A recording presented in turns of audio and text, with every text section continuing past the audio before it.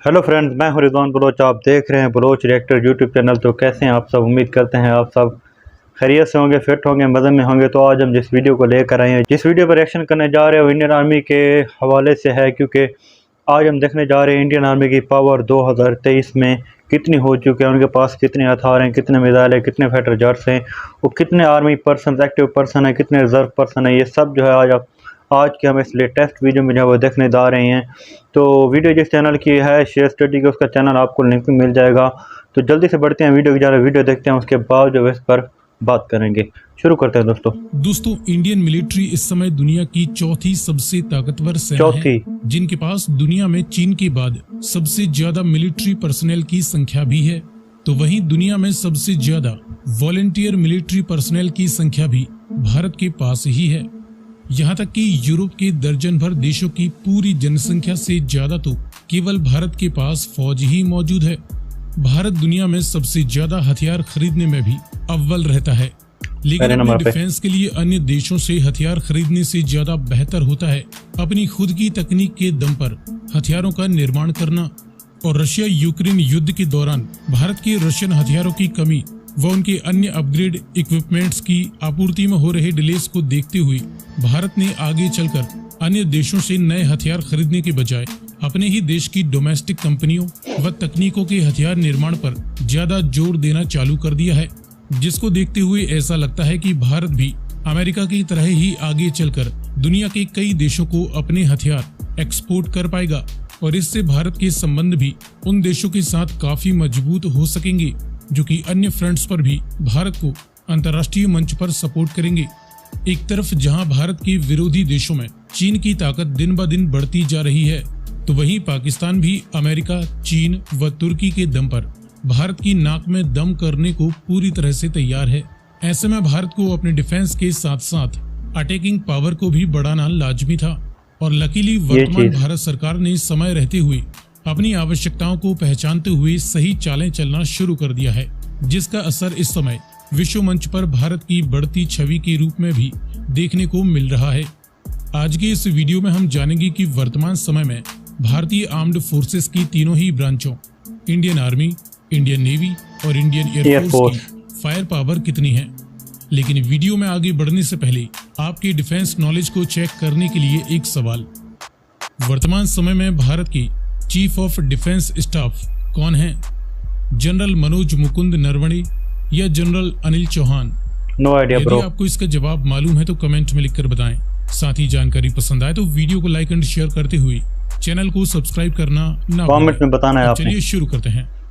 एक देश की सेना को डिफेंस की फंडिंग अच्छी तरह मिलने के लिए जरूरी होता है कि उस देश की आर्थिक हालत मजबूत होनी चाहिए। इस संबंध में भारत की पोजीशन काफी बेहतर है। भारत दुनिया की टॉप 5 अर्थव्यवस्था वाले देशों में आता है, जिसकी वर्तमान नॉमिनल जीडीपी करीबन $3.5 ट्रिलियन के आसपास है, जो कि आगे और भी ज्यादा बेहतर होने की उम्मीद है, क्योंकि भारत दुनिया का दूसरा सबसे अधिक जनसंख्या वाला देश है और एक वाइब्रेंट यंग पॉपुलेशन देश को आगे बढ़ाने के लिए दिन रात काम कर रही है। भारत की जनसंख्या वर्तमान समय में 140 करोड़ से भी ज्यादा हो चुकी है। भारत का डिफेंस बजट भी दुनिया के टॉप 5 देशों में आता है। इस साल के लिए भारत ने करीबन $70 बिलियन के आसपास डिफेंस पर स्पेंड करने की योजना बनाई है। ये आंकड़े आगे चलकर कुछ कम या कुछ ज्यादा भी हो सकते हैं। इंडियन मिलिट्री की तीनों ही ब्रांचों में टोटल एक्टिव ड्यूटी पर्सनल की संख्या 14.5 लाख से भी ज्यादा है। 11 से 12 लाख इंडियन मिलिट्री के पास रिजर्व पर्सनल भी मौजूद हैं। वहीं इनसे कहीं ज्यादा पैरा मिलिट्री फोर्सेस भी इंडिया के पास मौजूद हैं। मास डिस्ट्रक्शन के न्यूक्लियर वारहेड्स की बात करें तो भारत के पास करीबन 160 न्यूक्लियर वारहेड्स बताए जाते हैं। हालांकि यह आंकड़ा चीन या पाकिस्तान के मुकाबले कम है, लेकिन भारत के पास अपनी न्यूक्लियर वारहेड्स को जमीन, जल और हवा तीनों ही माध्यमों से दुश्मन की सीमा तक डिलीवर करने की क्षमता है। ये ताकत है। इसके बाद बात करें जमीनी ताकत की, तो इस फील्ड में मैन बैटल टैंक्स की करीबन 4600 से ज्यादा यूनिट्स इंडियन आर्मी के पास मौजूद हैं। भारत मेनली इस्तेमाल करता है रशियन T-90 भीष्मा व इसके upgraded version T-90S man battle tanks को, अपने खुद के अर्जुन मैन बैटल टैंक्स के मार्क 1 वेरिएंट की 100 से ज्यादा यूनिट्स व इसके मार्क 1A वेरिएंट्स की भी 118 यूनिट्स के ऑर्डर दिए जा चुके हैं। 2400 से ज्यादा यूनिट्स भारत के पास हैं रशियन T-72 अजय टैंक की। अजय मार्क 2 के भी नए वेरिएंट्स बनाए जाना है, लेकिन क्योंकि रशिया यूक्रेन के साथ वॉर में उलझा हुआ है, इसीलिए भारत को इसके अपग्रेड के लिए इजराइल, पोलैंड व फ्रांस के साथ बातचीत करनी पड़ रही है और सॉफ्ट ढूंढने पड़ेंगे। T-72 Ajay man battle tanks को अपने फ्यूचर रेडी कॉम्बैट व्हीकल्स की 1770 से ज्यादा यूनिट से धीरे धीरे रिप्लेस करने की योजना भी बना रहा है। इसके बाद बात करें इन्फेंट्री फाइटिंग व्हीकल्स की, तो भारत के पास फिलहाल BMP-2 सरत इन्फेंट्री फाइटिंग व्हीकल्स की 2500 से ज्यादा यूनिट्स मौजूद हैं। अच्छी तादाद है ये भी। साथ धीरे धीरे अपग्रेड किया जा रहा है। साथ ही आगे चलकर Bharat 1750 future infantry combat vehicles के माध्यम से इन्हें रिप्लेस करेगा। इन इन्फेंट्री फाइटिंग व्हीकल्स के अलावा भारत के पास फॉरेन व लोकल कंपनीज के माध्यम से प्रोड्यूस किए गए करीबन 9 से 10 हजार आर्मर्ड पर्सनल कैरियर्स भी मौजूद हैं, जिनकी संख्या आगे चलकर और भी ज्यादा बढ़ने वाली है, क्योंकि अब भारत की स्वदेशी कंपनियां इनका निर्माण करने लगी हैं। इसके बाद सेल्फ प्रोपेल्ड आर्टिलरीज की करीबन 100 यूनिट्स भारत के पास मौजूद हैं। भारत साउथ कोरियन K9 वज्र सेल्फ प्रोपेल्ड आर्टिलरीज का इस्तेमाल करता है, जिसकी आगे चलकर 100 यूनिट्स के ऑर्डर्स और दिए जाना है, जिनका निर्माण भारत में L&T द्वारा लोकली लाइसेंस पर प्रोड्यूस किया जाता है। वहीं बात करें टाउड यानी फील्ड हवित्जर्स की, तो इसकी करीबन 3300 यूनिट्स भारतीय आर्मी के पास मौजूद हैं। टाउड हवित्जर्स में भारत अपने लेटेस्ट धनुष हवित्जर्स का इस्तेमाल करता है, जिसकी आगे चलकर 100 से 400 यूनिट्स और बनाई जाना है। इसके अलावा इंडिया UK द्वारा मेड BAE M777 सिस्टम्स का इस्तेमाल भी भारत करता है। भारतीय सेना के पास स्वीडन की 400 से ज्यादा हॉबिटस हवित्जर्स हैं। इंडिया इजराइल द्वारा सोवियत समय की M46 शारंग फील्ड गन्स को अपग्रेड किया गया है। वहीं ऑर्डिनेंस इंडियन फील्ड गन भी भारत के पास 1700 से ज्यादा की संख्या में बड़ी तादाद है ये भी। इसके अलावा भारत DRDO के माध्यम से advanced towed artillery gun system इसे भी तैयार कर चुका है और इसके ट्रायल्स अभी चल रहे हैं। कंप्लीट होने के बाद इसकी सैकड़ों यूनिट्स इंडियन आर्मी को मिलने लगेंगी। मल्टीपल रॉकेट लॉन्चर्स की बात करें तो इस समय भारत के पास करीबन 1500 से ज्यादा मल्टीपल रॉकेट लॉन्चर्स मौजूद हैं। भारत मेनली इस्तेमाल करता है 900 से ज्यादा स्मर्च 9K58 multi barrel rocket launcher का। इसके अलावा 300 के करीब Pinaka multi barrel rocket launchers, जिनकी संख्या आगे चलकर और भी ज्यादा बढ़ाई जाना है। BM-21 grad multiple rocket system भी भारत के पास फिलहाल मौजूद हैं। इन्हें धीरे धीरे पिनाका के माध्यम से रिप्लेस कर दिया जाएगा। अटैकिंग क्षमता के अलावा भारत के पास अपने डिफेंस के लिए भी काफी सारे सिस्टम्स मौजूद हैं। इनमें भारत के पास दुश्मन के सैटेलाइट्स को तबाह करने के लिए पृथ्वी डिफेंस व्हीकल मार्क 2 ये बहुत कमाल का जमीन से 1200 किलोमीटर की ऊंचाई पर भी किसी मूविंग टारगेट्स को तबाह कर सकता है। दुश्मन की बैलिस्टिक मिसाइलों से डिफेंस के लिए भारत के पास Indo atmospheric anti ballistic missile system advance air defence मौजूद है। वहीं exo atmospheric anti ballistic missile defence system Prithvi defence vehicle की भी कंप्लीट टेस्टिंग भारत कर चुका है। दुश्मन की बैलिस्टिक मिसाइलों के अलावा भारत के पास है रशिया व दुनिया का सबसे बेहतरीन long range surface to air missile defence system S-400। आगे चलकर भारत इसके और भी ज्यादा अपग्रेडेड वर्जन्स को भी रशिया से खरीद सकता है। S-400 अपने नाम के अनुसार ही 400 किलोमीटर की रेंज तक के टारगेट्स को डिटेक्ट एंड डिस्ट्रॉय कर सकता है। बैलिस्टिक व लॉन्ग रेंज के अलावा मीडियम रेंज के लिए भारत के पास है आकाश और Spyder medium range surface to air missile defence system. Barak 8 70 kilometre की रेंज तक टारगेट को डिटेक्ट एंड डिस्ट्रॉय कर सकता है। ये S-400 को सपोर्ट करेगा। आकाश के भी अलग अलग वेरिएंट्स बनाए जा चुके हैं, जो कि 40 किलोमीटर, 70 किलोमीटर व 80 किलोमीटर की रेंज तक टेस्ट किया जा चुका है। वहीं स्पाइडर सिस्टम 50 किलोमीटर की रेंज तक टारगेट को तबाह करने में सक्षम है। मीडियम रेंज के अलावा काफी सारे short range surface to air missile defence system है। भारत का अपना खुद का QR surface to air missile system 10 से 25 किलोमीटर की रेंज के लिए, सोवियत समय का KUB SA-6 surface to air missile system, जिसे आगे चलकर आकाश से रिप्लेस कर दिया जाएगा। सोवियत समय का ही SA-3 S-125 surface to air missile system, इसे भी आकाश से रिप्लेस किया जाएगा। Russian SA-8 9K33 surface to air missile system, इसे भारत अपने खुद के QR surface to air missile system से रिप्लेस करेगा।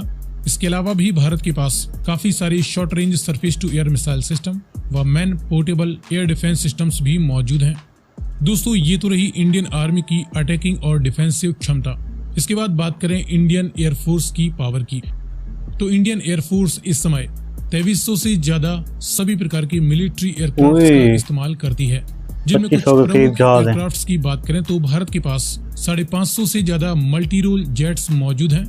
मल्टी रोल जेट्स में भारत इस्तेमाल करता है फ्रेंच डसॉल्ट राफेल का, रशियन सुखोई Su-30 MKI, अपने खुद के हिंदुस्तान एरोनॉटिक्स लिमिटेड द्वारा made Tejas multi role jets, इसके वेरिएंट्स भी आगे और बनाए जाना है, Russian MiG-29 multi role jet, French Mirage 2000 और सोवियत समय के MiG-21 बाइसॉन। डेडिकेटेड अटैक्स के लिए भारत के पास फिलहाल 120 UK made space jet Jaguar ground attack aircrafts मौजूद हैं। इनकी भी कुछ यूनिट्स रिटायर हो चुकी हैं और आगे चलकर भारत इसके विकल्प पर भी काम कर रहा है। इनके अलावा डेडिकेटेड अटैकर हेलीकॉप्टर्स की बात करें तो फिलहाल भारत के पास करीबन 130 से ज्यादा अटैक हेलीकॉप्टर्स मौजूद हैं। Bharat American Boeing AH-64 Apache attack helicopters का व Russian Mi-24 attack helicopters, Hindustan aeronautics limited द्वारा made Rudra armed utility attack helicopter का इस्तेमाल करता है। इसके अलावा भारत के पास HAL का ही प्रचंड अटैक हेलीकॉप्टर भी है। भारत बहुत सारी अनमैन्ड एरियल व्हीकल्स जैसे एडवांस एरियल अटैकिंग व डिफेंसिव सिस्टम्स का भी इस्तेमाल करता है। फिलहाल भारत के पास इजराइल की IAI heron, IAI searcher, IAI heron TP, America के जनरल एटॉमिक्स की MQ-9 रीपर जैसे सर्विलांस ड्रोन्स मौजूद हैं। भारत के DRDO द्वारा मेड लक्ष्य टारगेट ड्रोन व high altitude switch prime surveillance drone भी मेड इन इंडिया है। इसके अलावा भी भारत तपस, घातक जैसे और भी कई सारे अनमैन्ड कॉम्बैट एरियल व्हीकल्स का निर्माण भी कर रहा है। इंडियन एयरफोर्स की बात करें इंडियन नेवी की, तो इंडियन नेवी के पास मौजूद हैं 2 बड़े एयरक्राफ्ट कैरियर्स, जिनमें INS विक्रमादित्य और भारत का खुद का INS विक्रांत इंडियन नेवी के जंगी जहाजी बेड़े में शामिल हो चुके हैं। इन हैवी एयरक्राफ्ट्स के अलावा दुश्मन की समुद्री ताकत को ध्वस्त करने के लिए भारत के पास हैं 11 बेहतरीन हथियारों से लैस डिस्ट्रॉयर शिप्स।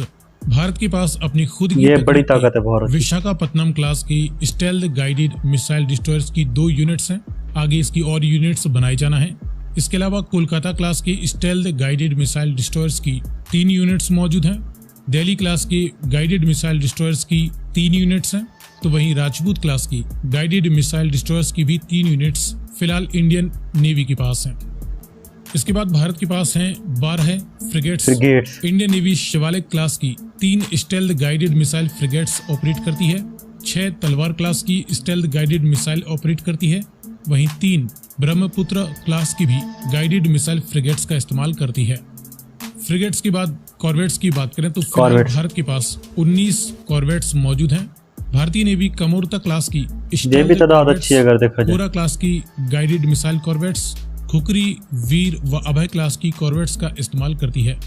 समंदर के गुप्त हथियारों में भारत के पास फिलहाल 17 सबमरीन्स मौजूद हैं, जिनमें अरिहंत क्लास की 2 nuclear powered ballistic missile submarines हैं, हजारों किलोमीटर की रेंज तक अपनी न्यूक्लियर वारहेड्स को डिलीवर कर सकती हैं। इसके अलावा भारत के पास 15 कन्वेंशनली पावर्ड सबमरीन्स भी मौजूद हैं। 17 और 15। फ्रेंड्स, फिलहाल वर्तमान समय में ये रही भारतीय सेना की तीनों ही ब्रांचों इंडियन आर्मी, इंडियन नेवी व इंडियन एयरफोर्स की करंट फायर पावर। जी हाँ दोस्तों, तो अगर देखा जाए तो इंडिया जिस लेवल की तैयारी कर रहा है वो इनमें 2 मुमालिक का जो जिक्राम है, पाकिस्तान और चाइना का। मेरे ख्याल में पाकिस्तान की वो पोजीशन नहीं रही, क्योंकि पाकिस्तान इस वक्त इकनॉमिकली तौर पर बहुत ज़्यादा मुश्किलात का शिकार है। IMF उसको कर्जा देने के लिए तैयार नहीं है। बाकी दोस्त मुमालिक भी किसी लिहाज से पाकिस्तान को सपोर्ट नहीं कर रहे। उसकी मेन रीज़न जो है पाकिस्तान खुद ही है। अगर देखा जाए तो इंडिया की जानिब से जो है वो अपनी तैयारी जो है पूरी की जा रही है। वो सिर्फ एक मुल्क को अगर लेने चाइना को, तो इंडिया चाइना को देखकर जो है अपनी रोज़ बरोज़ जो वो ताकत बढ़ा रहा है। इंडिया $70 बिलियन के करीब जो है वो इस वक्त जो है वो आर्मी पर खर्च कर रहा है। अगर देखा जाए तो इंडिया को मुश्किलात पेश आ रही हैं रशिया की वजह से, क्योंकि रशिया जो यूक्रेन जंग में इस वक्त जो है वो कूदा हुआ है, तो उसकी वजह से मेंटेनेंस, क्योंकि ज़्यादातर सामान जो है वो इंडिया रशिया से खरीदता है, मेंटेनेंस के मसाइल आ रहे हैं। उसको हल करने के लिए इंडिया की जानिब से जो अच्छा इकदाम किया गया है कि उनकी जो खुद की अपनी कंपनियां हैं वो अब जो वो काम कर रही हैं। इंडिया की जो गवर्नमेंट है अब उनको सपोर्ट कर रही है, वो बड़े बड़े मिसाइल बना रही हैं, जैसे तेजस एयरक्राफ्ट बना लिया, और भी बहुत सारे मतलब जो है मिसाइल डिफेंस सिस्टम पर भी वो काम कर रही हैं। तो इंडिया को अगर देखा जाए तो इस वक्त इंडियन आर्मी जो है वो इस वक्त फुल फोकस कर रही है चाइना को कवर करने के लिए।